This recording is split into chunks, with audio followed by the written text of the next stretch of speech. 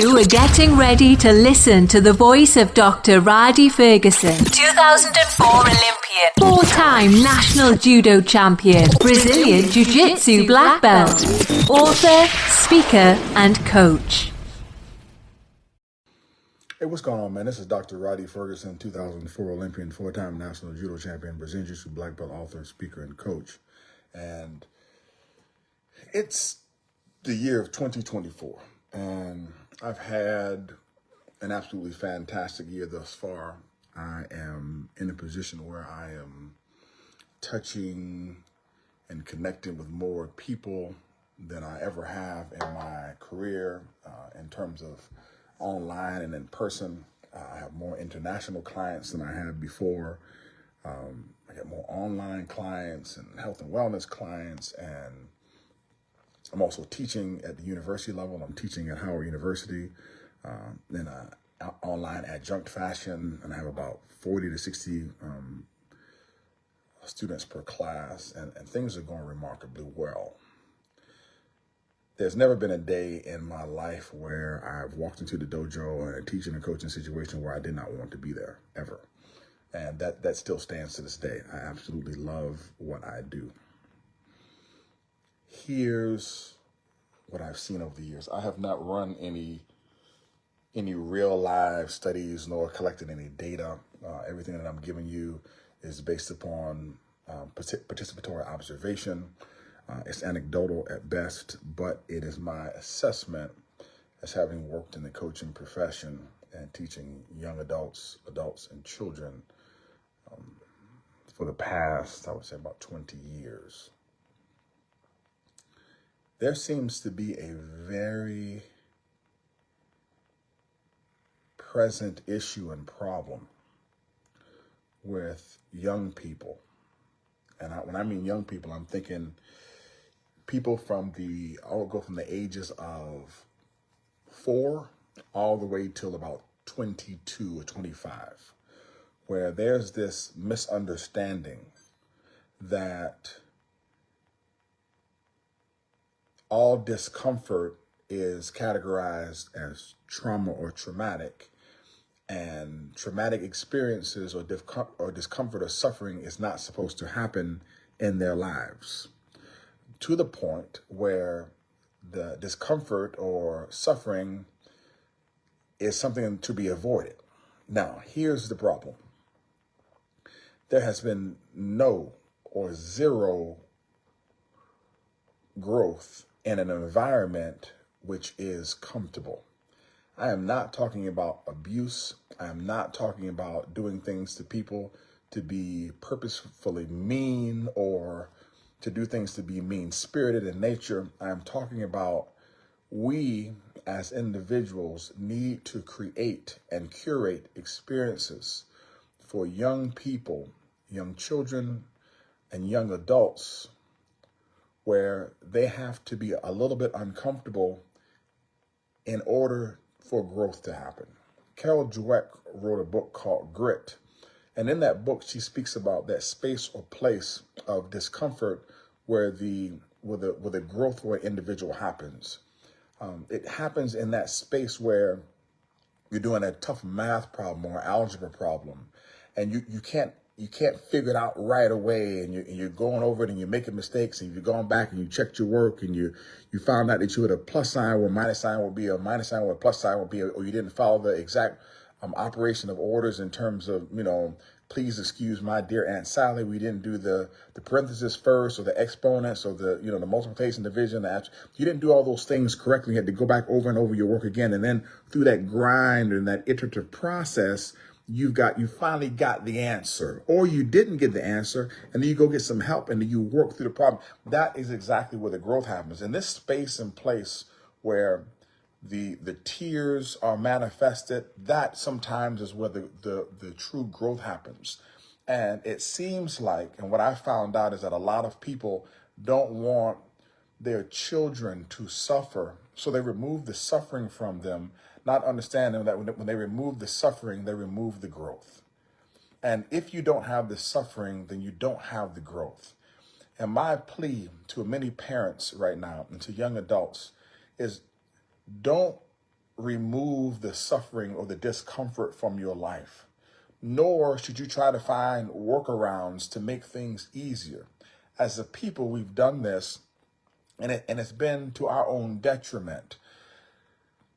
There's benefits in using a microwave. There's extreme benefits in using a dishwasher.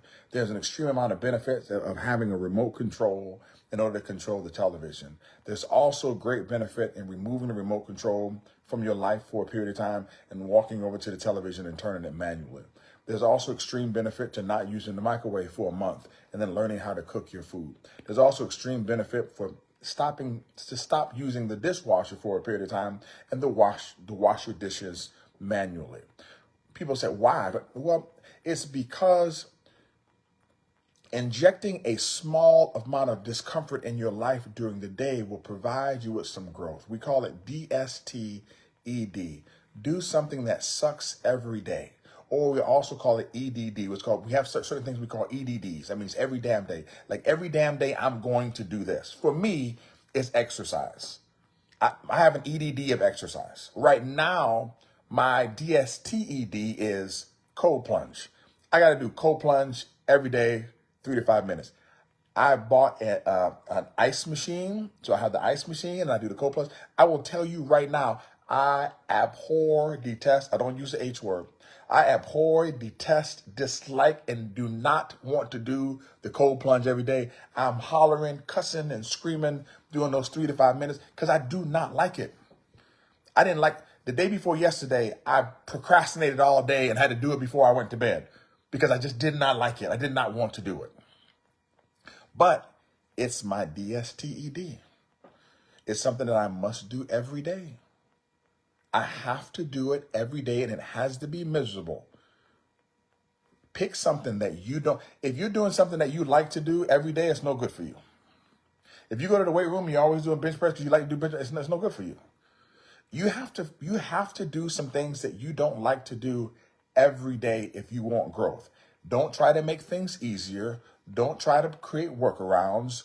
Do the hard stuff and require your kids to do the hard stuff. My parents, I disliked when my mom, when I was coming up, would make me do book reports. I had weekly book reports. Weekly. Disliked it. When I'm talking about disliked it, I disliked it. I mean, my friends were out playing. I'm at home doing book reports. I did not like it.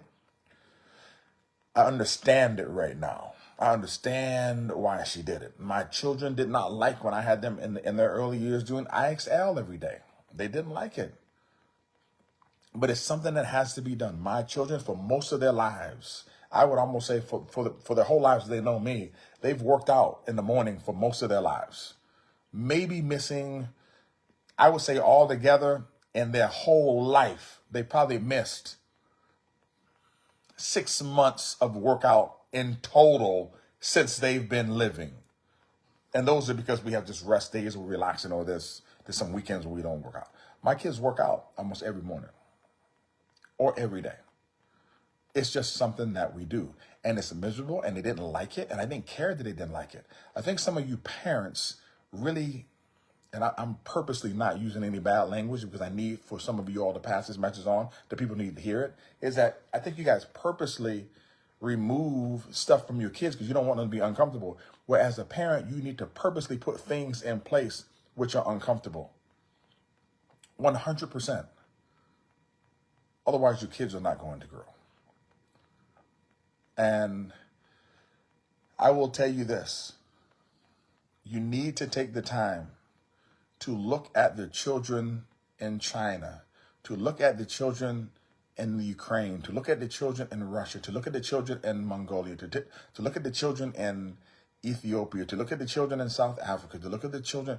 You need to look at the children in other places around the world and understand that these kids are doing way more in certain respects than your children are doing. And it's shameful. And let me say this. I am going to say this, and I'm going to say this out loud. If your kid is on the trajectory, okay? Now, my daughter is heavy, okay? But my daughter is also muscular, and my daughter is super, super, super strong. When I mean super strong, my daughter is she has the strength of a grown man. And I've seen her fight with grown men, and the grown men will tell you this, okay? She is strong, 100%. I am talking about those parents if your child is on the trajectory of being morbidly obese, and your child can't walk and can't run and can't exercise, can't do a push-up and is breathing heavy, you need to do something about that. To be honest with you, the police should come, or Child Protective Services should come, all right, and should take your child away from you for being abusive, because you are actually hurting your child. Stop giving your kids all type of cakes, pies, and candy and ice cream all the time, and go on a walk with your kid. Take your kid for a walk. Go running somewhere. Exercise. Do something different. Do some things that are a little bit miserable. Show your kid that it's okay to be a little bit uncomfortable. I have written on my mirror, it's okay to be hungry. Because nothing is going to be born out of me being satisfied all the time. You got to be a little bit hungry. A little bit hungry for food, a little bit hungry in terms of increasing your finances, a little bit hungry in terms of growth, a little bit hungry in terms of increasing your intellect, a little bit. You have to stay a little bit hungry. And too many of us are too satisfied, and we're trying to make sure that our kids are satisfied, and they don't need to be satisfied. They need to be a little bit on edge, and they need to be a little bit hungry so they can learn how to fight for their quote unquote food or their existence. I'm trying to be as nice and as kind as I possibly can in the delivery of this message today. That is what I have for you. I would ask you to please visit www.judoislife.net and grab my book, Judo is Life Today. And other than that, I want to say I love you, but God loves you best. Take care.